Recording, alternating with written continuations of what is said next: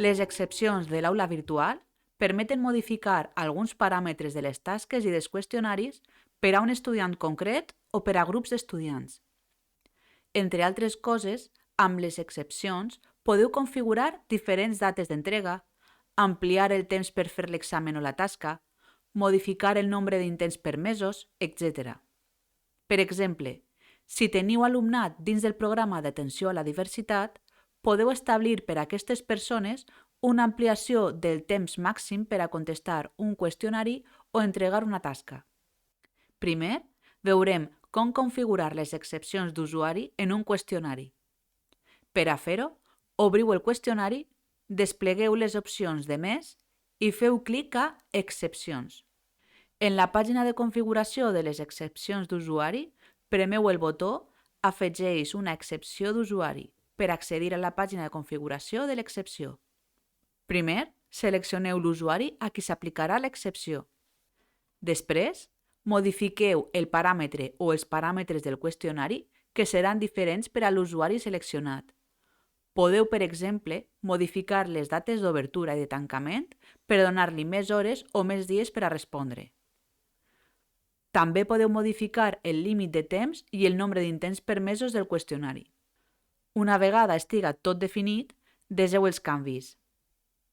Si necessiteu afegir una altra excepció diferent, premeu sobre Desa i introdueix una altra excepció i repetiu el mateix procés. En desar els canvis, en la pàgina d'excepcions d'usuari podreu veure a qui li heu donat aquesta excepció i amb quines condicions. Des d'aquesta pàgina podreu editar ràpidament l'excepció, duplicar-la o bé esborrar-la.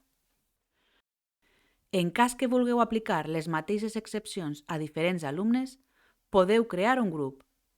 Quan creeu aquest grup, si no voleu que la resta de l'alumnat del curs puga veure que existeix el grup, quan configureu la visibilitat de la pertinença al grup, marqueu l'opció Només es pot veure la pròpia pertinença.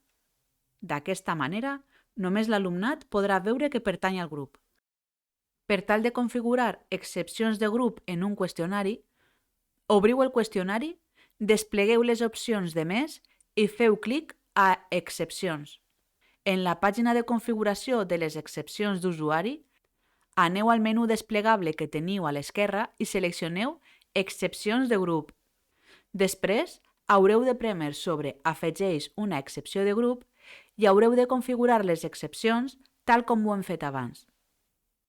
Per tal de definir una excepció d'usuari en una tasca, heu de fer-ho de la mateixa manera que als qüestionaris.